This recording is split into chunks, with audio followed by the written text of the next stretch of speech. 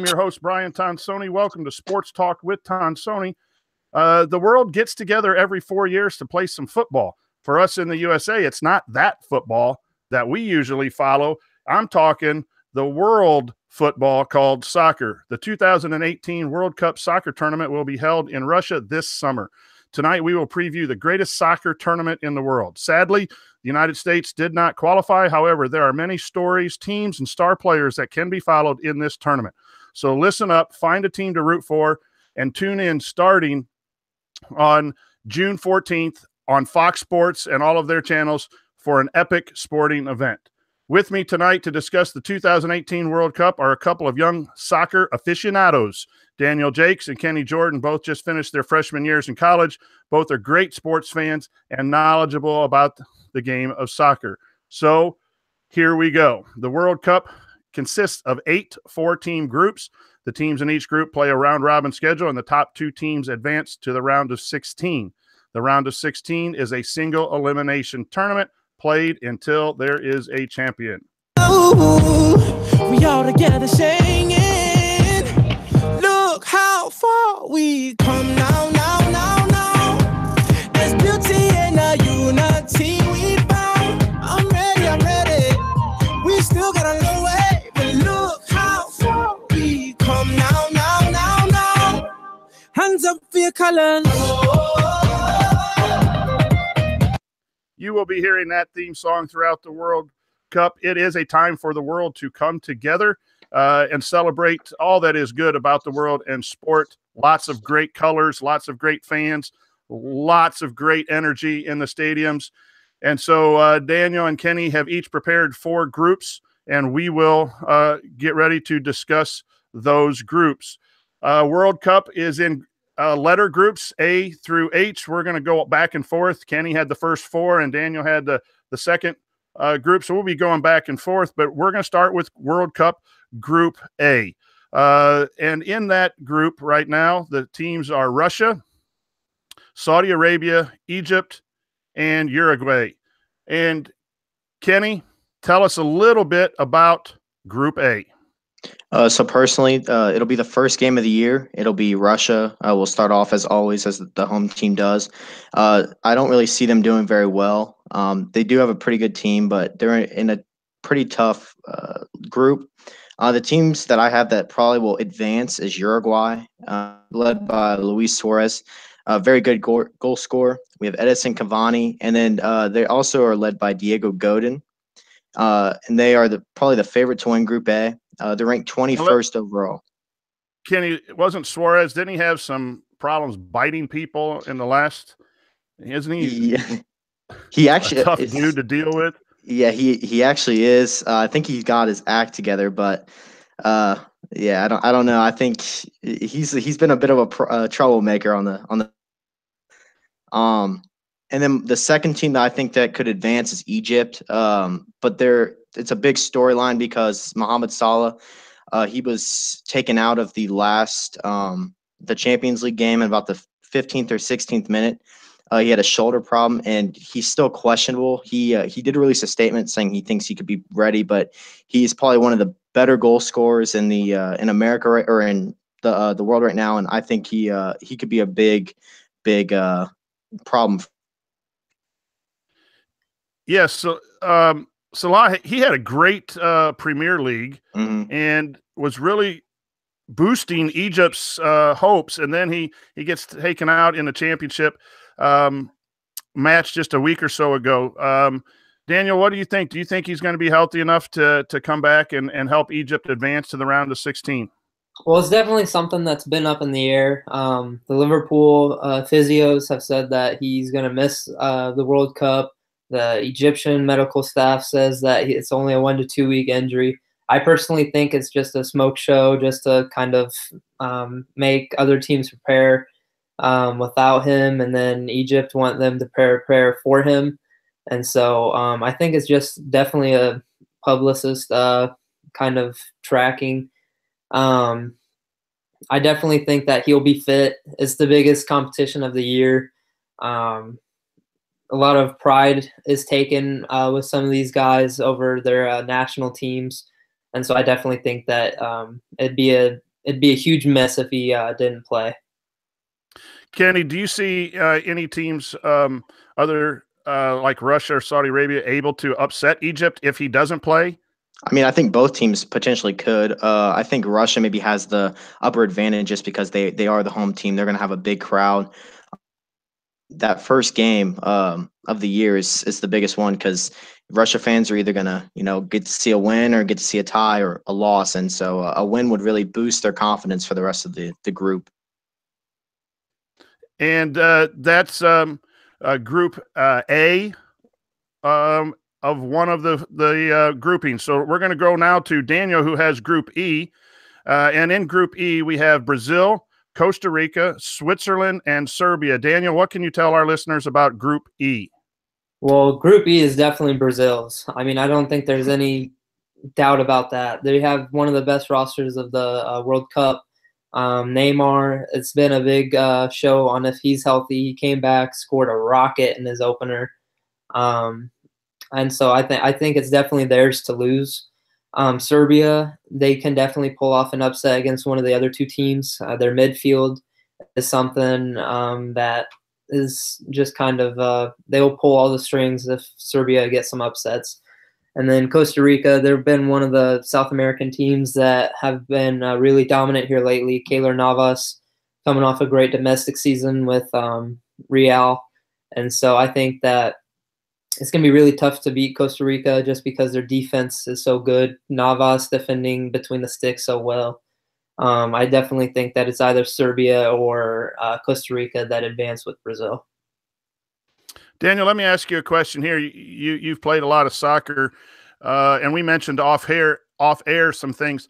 What plays in the World Cup? A great goal scorer or a team that has a great goaltender and a better defense? What do you think is the secret to winning in your pool and advancing? Well, I think the biggest secret is just to have a great midfield, and that's why I think Serbia is definitely going to be able to pull off an upset or two with Nemanja Matic from Manchester United pulling the strings. I definitely think that it's something that it kind of gets overlooked with all the top goal scorers that we see now with Neymar, Messi, Ronaldo. They like with Salah and domestically, he's been put up there with the greats, and it's just one season. I think to be in that world-class level, you definitely have to do it consistently. And with this being his really breakout season, it'll be something to see. But I definitely think that it's the midfield. When it comes down to it, though, I'd much rather have a goalkeeper that can do stop PKs and those world-class free kicks and an even better defensive back that can definitely put those top goal scorers off their line. Kenny, how far do you think Brazil will go? They've been a favorite and they've advanced quite far, but do you think they have what it takes to win it all? I do not. When I look at Brazil, they have a lot of good players, but the one that really stands out is Neymar. Kind of comes down to if he's good, like if he's fit or not, and if he's able to score goals and able to get his teammates involved a little bit. And I don't see them going very far. I think they definitely get past the group stage. It's that if they get eliminated, it would be another bad moment in Brazilian football because it happened a few years ago as well. So, but I don't think that it's a problem this year. And I think they go pretty far, but they're not going to win the whole thing. Daniel, why does Brazil lose if they are to lose in the tournament? What's the big issue with them not reaching their full potential?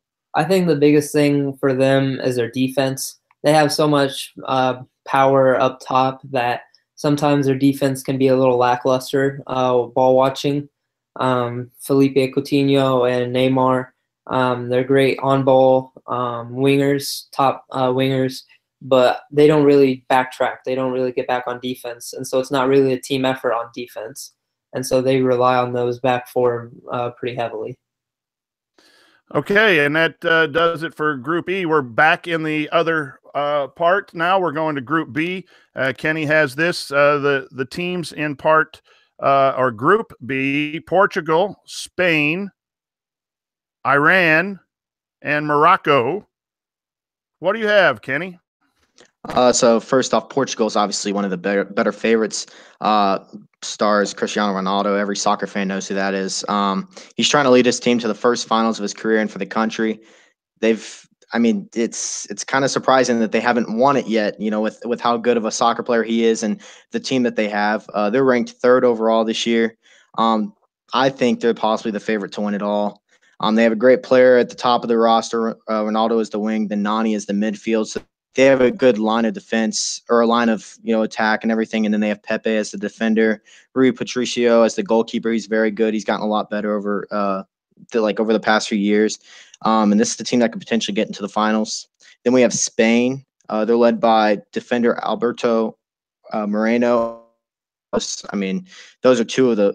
Sergio Ramos is one of the best defenders in the world, and then Alberto Moreno is just a very good English Premier League defender.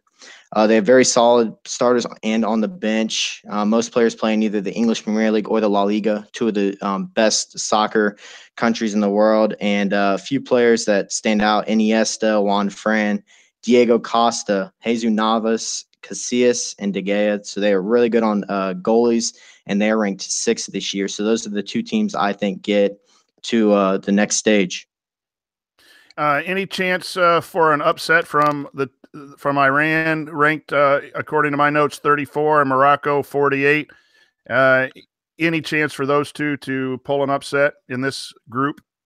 I don't really think so. I think Iran obviously has the better chance. Their soccer team has gotten very good the past few years. Also, it came from I didn't really hear about Iran soccer to now. It's they have a few more players that are getting into the bigger stages in the soccer world.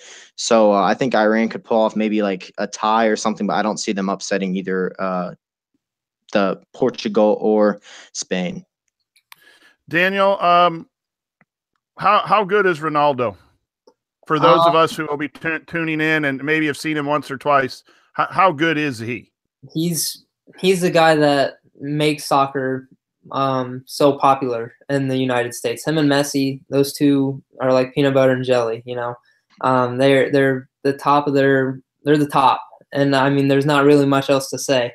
I mean, if you haven't heard of him, then you're really just naive, and you really don't pay attention to soccer, or B, you're living in Iraq where there's no internet. And so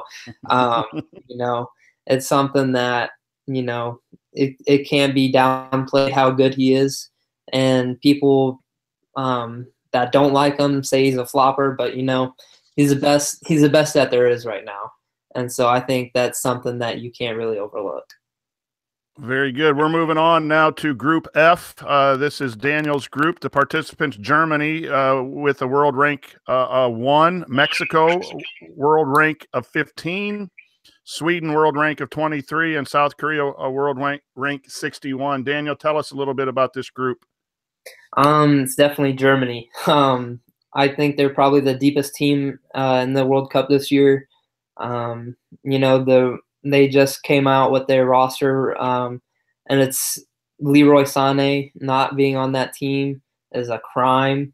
And you know what? He'd probably be the best player on some of these teams in the World Cup. And, for him to not be included just shows how deep they are. Julian Brandt, he's a great young winger. Julian Draxler from PSG.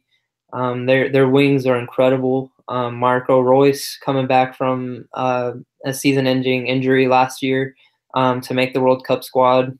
It just goes to show how deep they are. And then Mexico, they're probably El Tri. They're probably the second team in this grouping to come out, and I don't really think it's close. Sweden have any chance of getting out? No, I don't. I don't think so. No, I think if they were to get a point, it'd be coming from their game against South Korea. But other than that, I don't think anybody really scores a point outside of Mexico and Germany. So it's pretty top heavy. Kenny, are you a fan of Germany, or is Germany kind of like the team in American leagues that wins it all the time that everyone doesn't like? Where do you stand with Germany? Personally, I'm a little bit German, so I'm not really against them, honestly. Like I kind of enjoy watching them play. They have good, well, very good passes. Like it's very team play esque. Like it doesn't matter who's on their team, like they can win. They have great coaching, and then I personally, I think they're fun to watch. A lot of superstars and like all over the world that play, and they just all come together for this one time every 4 years, and it's a lot of fun to watch. Very, very good. We're moving on to Group C, and the participants in Group C. France, a World Cup of 7.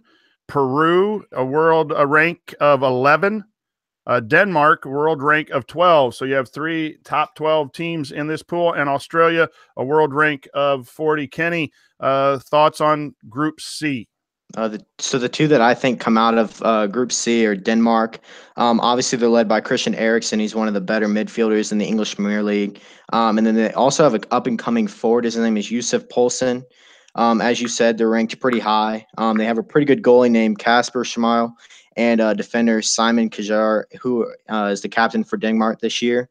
And then for France, obviously one of the favorites. They're very talented. They're led by Paul Pogba, who's one of the best midfielders. Plays for Manchester United in the English Premier League. And then, like I said, I think they're my favorite to win. They just have a very good bench and a very good a good line on each of the attacking, the midfield, and the defense. No love for Peru getting out of this group. They're ranked right there with Denmark. I don't see it happening. Like I said, I think Denmark's a very good soccer team, and I think they just have better players than Peru does, and I think they overcome anything that comes in their way, and I think they get to go to the next round. Daniel, it seems to me that France is always one of the favorites, and they have a lot of names, solid names on their squad. What holds them back from being a top quality team? Germany, Brazil, that elite level. What do they need to protect against if they want to move on to the semis and the World Cup final? It's just consistency. You saw it with Paul Pogba this year domestically in England. He wasn't very consistent with Manchester United, and then they just lack consistency. And Olivier Giroud, he'll be expected to play a lot of, well, not a lot, but he'll be expected to play more minutes than what he did at Chelsea this year. And so I think that'll be something to watch for. And then just they say that there's this kind of quota where for national teams, they pick those who are playing at like top 6 level in the power. It's kind of like playing for the group or Power 5 in college football. They expect there's this favoritism with picking their players from that group or Power 5 group. And so I think France, this year they kind of went away from that mold. They left Anthony Martial at home. They left Dimitri Payet at home. I think they picked the best players right now. They picked the players that are in form. And Zanzi from Sevilla, I think that he'll play a huge role off the bench. And so I think it'll be really interesting to see how they mold this year. And now moving on to Group G, the participants are Belgium, ranked number 3, England, rank 13, and as I'm scrolling down, Panama, 55, and I'm missing one here.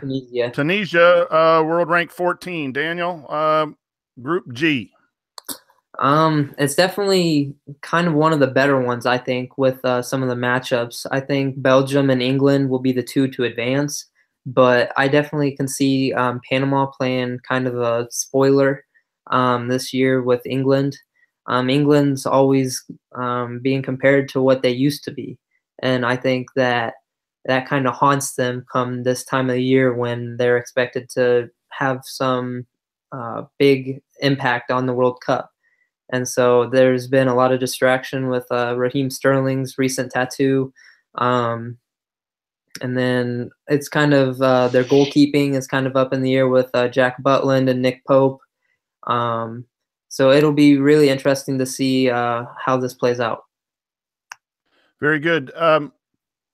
Kenny, do you think England has a chance to get out? I think they can get out, but you would think that they might do a little bit better in the round of 16 and so forth. Your thoughts on England? So personally, I think they have the players that could advance very far. They always have. Raheem Sterling, Rooney's usually on there. But past teams have just, I don't know. They don't really shock me as a team that I could see them getting upset. Maybe not like getting losses, but maybe not getting enough points to advance. I think Panama and Belgium actually do. I don't really see England over. Like I think England gets upset. I really do. And Daniel, so are you a Belgium fan because your guy from Manchester City is such the big star there in De Bruyne? Yeah. Since USA aren't playing this year, I definitely got to go with my captain, Vincent Kompany, even though he's hurt. Hopefully he'll be healthy enough to play for him. He's a big key in that back three for Roberto Martinez. And then De Bruyne, he's something else. He's a man amongst men and playing midfield. He's a lethal passer. He's very aggressive when it comes to shooting the ball, and it's something that as growing up, I wish that I would have been able to see a little bit more, just because he's someone that I kind of idolize at this point, and he's just someone that he can carry a team if you ask him to, and he definitely might have to for Belgium. And we move on to Group D with Kenny. The participants: Argentina with a world rank of 5, Croatia, world rank of 18, Iceland, a great story, at world rank 22, and Nigeria with the rank of 47. Kenny, tell us a little bit about Group D. So the two teams I think advance, Iceland, obviously. Iceland, nobody really knew about Iceland football about, I'd say, maybe 2 or 3 years ago. And all of a sudden, they took over the world with their really good run. They advanced very far in the Euro Cup. This is their first World Cup appearance ever, so they're a very likable team to watch. They're kind of just like the underdog story. And they're ranked 22nd. And then Argentina, obviously, I don't think anybody's able to upset them in this group. Obviously led by Lionel Messi. You need a very good goal scorer in the World Cup, and he's that guy. And then you have Higuain, Sergio Aguero, Angel Di Maria, Mascherano, and Manchester United defender Marcos Rojo, who's he's surprised a lot of people recently. Let me ask you about the pressure on Messi. A lot of the articles and commentary that I'm reading is that there's a lot of pressure on him to deliver success in this World Cup for Argentina. Can he handle that, and can he deliver that, Kenny? And another question is, does Argentina have enough around him to help him advance as far as the Argentinians would like for them to advance? I think it's kind of like the English soccer team. They definitely they have enough people to do it. They have the players to do it, but it's just, I think personally this is the year that it gets done. If it doesn't, I think it maybe affects his his standings as one of the best players in the world, because this is, I think, maybe like his 3rd year in a row where he could probably do it. And I'm cheering for him. I think he has the talent around him to do it, and I think it'd be a great story if he can. But I personally, I feel like he does it. Daniel, your thoughts on Messi? He's definitely one of the better players in the world. Like I said with Ronaldo, they're peanut butter and jelly, There's always this debate on LeBron and Michael Jordan. Just appreciate what they're doing for the sport right now. It's not every year that we get to see these two going at it just so consistently, with El Clasico and Barcelona Man United finals. You just gotta appreciate what they've given to the sport, and it's definitely hard to just compare the two, just because Barcelona, they play the tiki-taka football, and Real, they play so contrastly that it's just something that you you just should appreciate it as a spectator. And it's a shame that we're always caught up in this: who's better, who's this, who's the GOAT. Just appreciate what you're getting to watch. And that's a reason to tune in to this year's World Cup to watch players like that. And Daniel, really quick, Iceland have enough country behind them and momentum in their first World Cup to get out to the field of 16. You know, this is probably the most wide open grouping to me. Croatia with Luka Modric. He's a little midfield maestro. I love midfielders. He's someone for Real that really gets overlooked. In Croatia, he's probably the star player. Argentina, you know, I can see them possibly not making it just because their defense is so bad.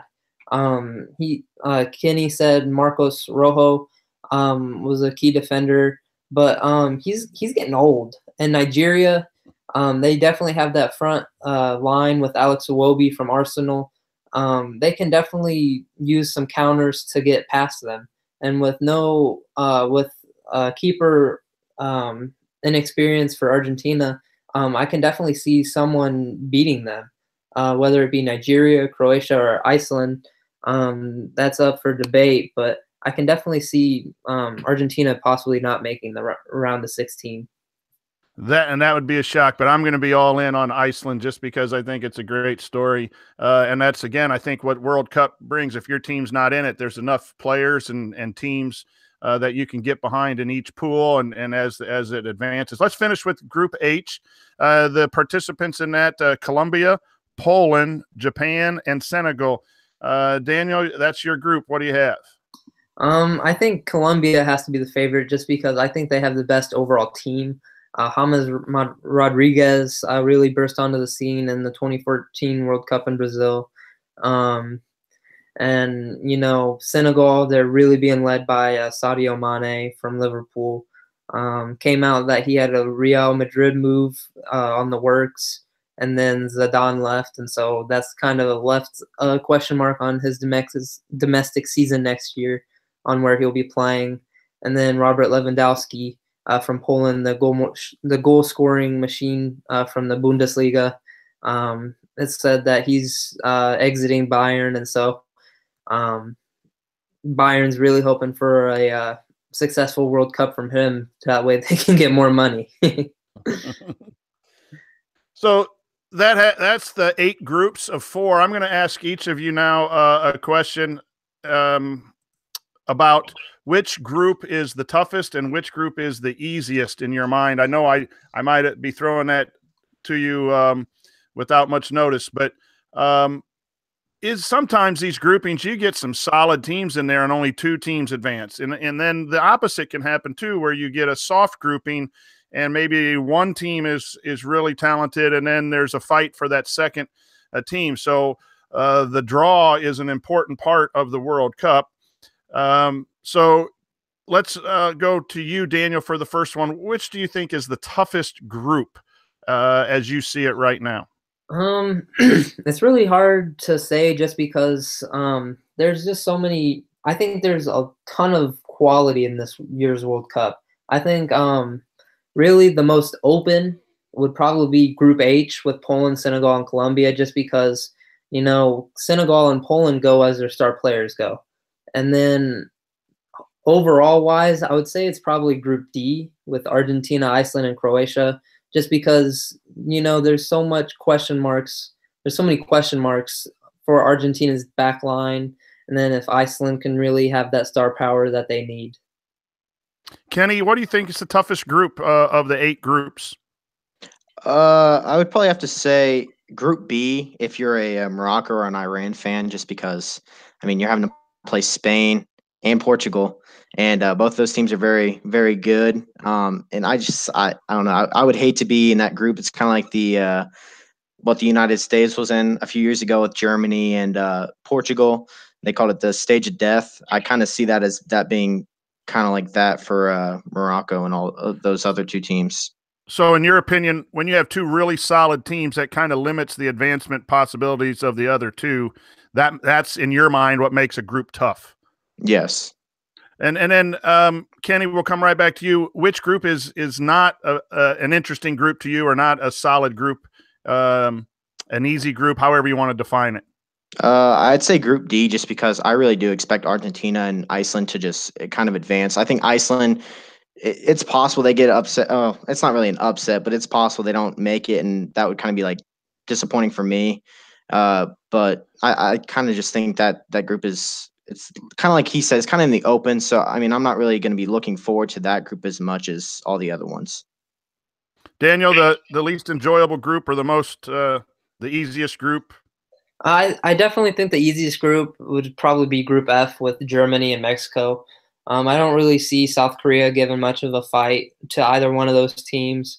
And then Sweden, I can see them kind of giving Mexico a run for their money, but I think it's really just Germany and Mexico in that group.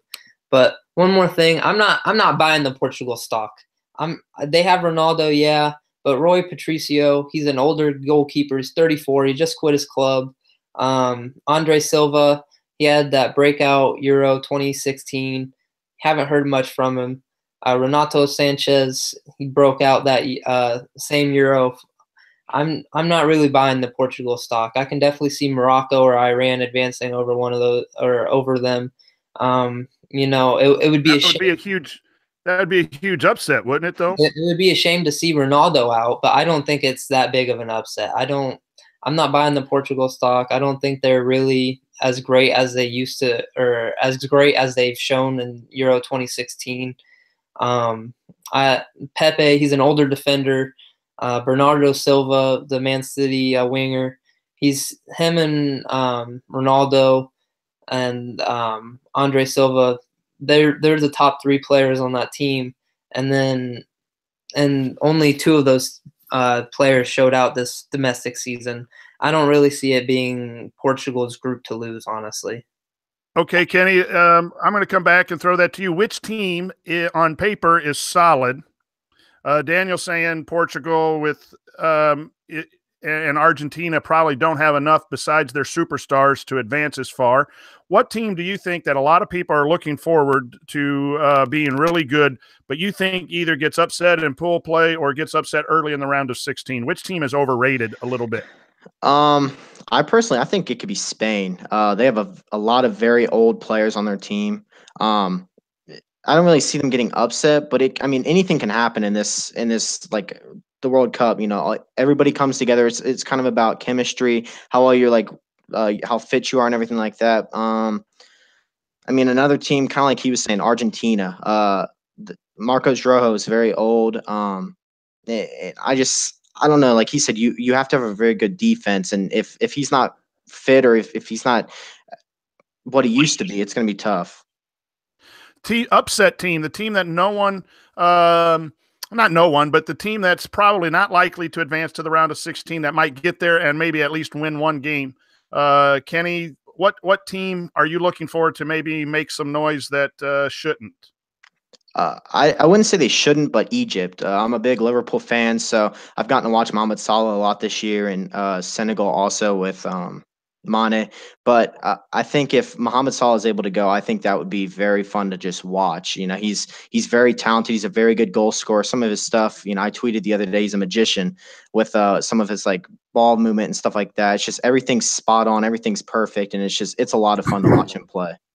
I sure hope that he can go, because in getting ready for the podcast and doing some research, that was a name that came up with a lot of people that I talked to, and watching him play this year, you would love to have him on the world stage. Egypt has a chance to advance.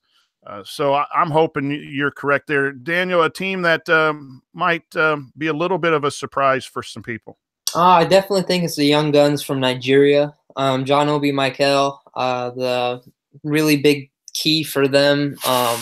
He'll play a huge factor on if they're successful or not. Goalkeeping is a huge question mark for them, but I definitely think that their speed and kind of older leadership from Victor Moses, the Chelsea legend, I definitely think that it's something that will help them get through to the not Sweet 16, my goodness, but to the round of 16 and then to the knockout stages. Okay, now favorite players that you're going to be tuning in on these matches when these guys are playing.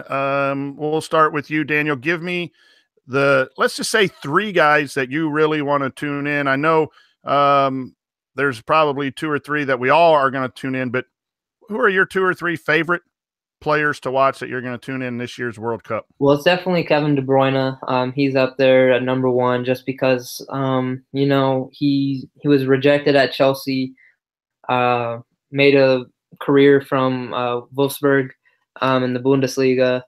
I definitely think that he's something that can really be looked at as a Cinderella story under Pep.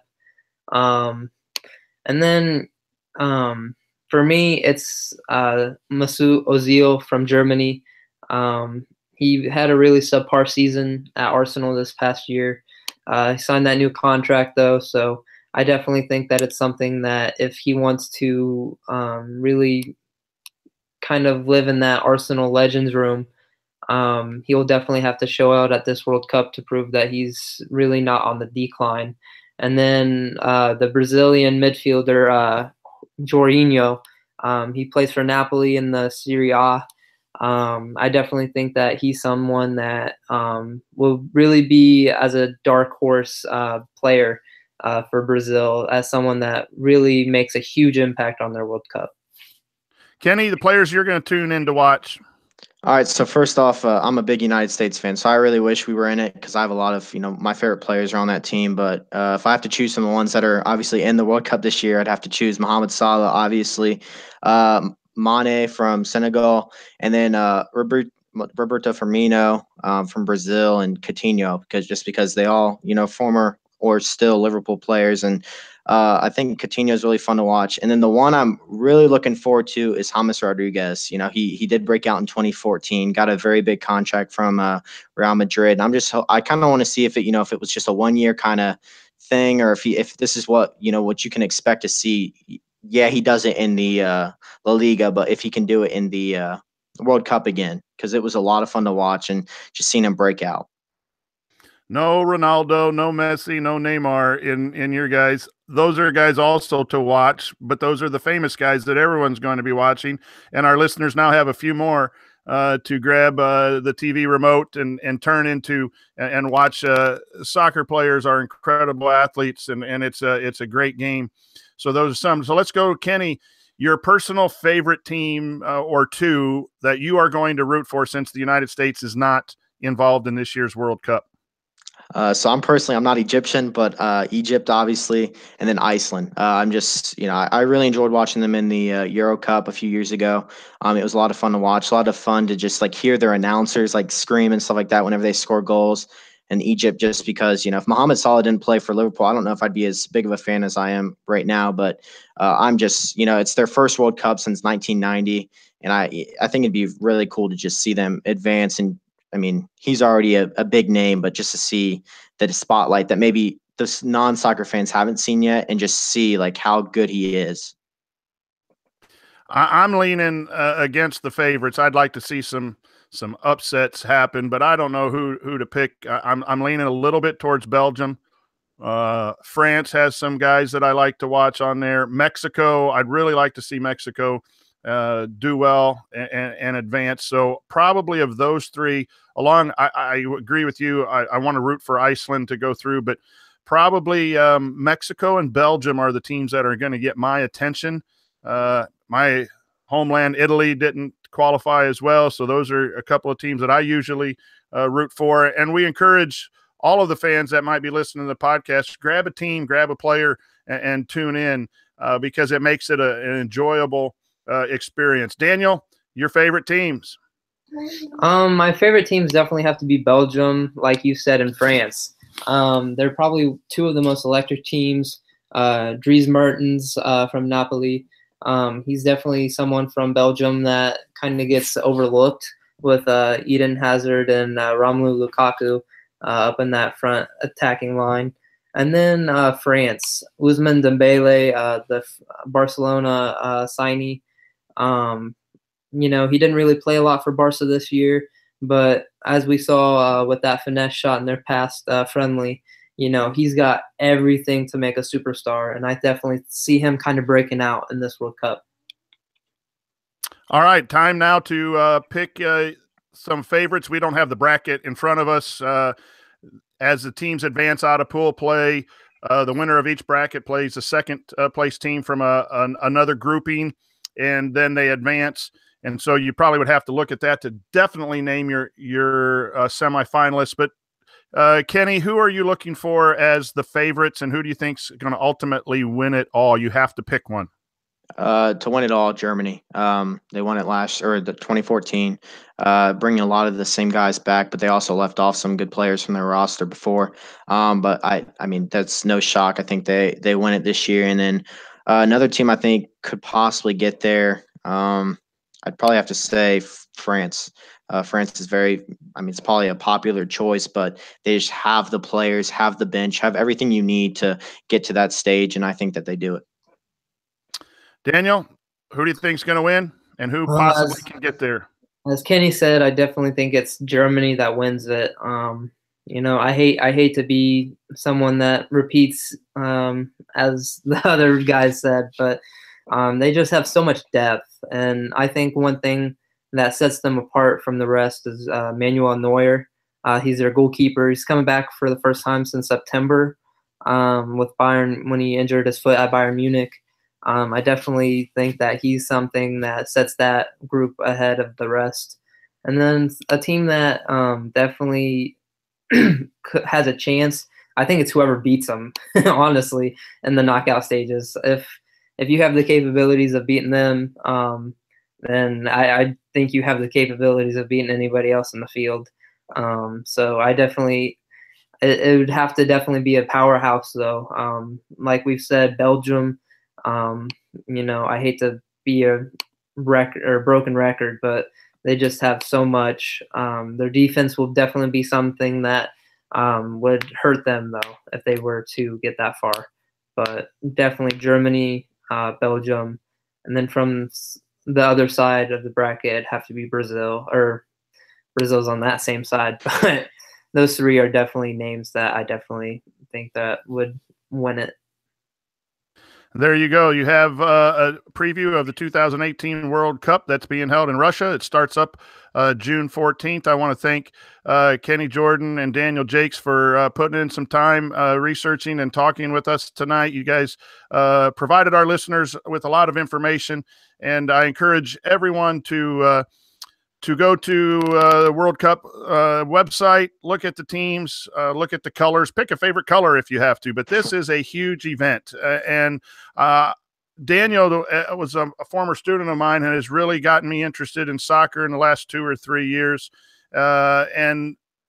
This is my first year World Cup as a fan of the Premier League and watching soccer on a regular basis. So I'm really looking forward to this World Cup as a fan, and I encourage everyone to give it a great chance. It is an outstanding event. So thanks, guys, for joining me tonight. Appreciate it, and we'll look forward to having you back on again, maybe sometime after the first round, and we go to the round of 16 and maybe have another recap there. But for Kenny and Daniel, I'm Brian Tonsoni. This has been Sports Talk with Tonsoni.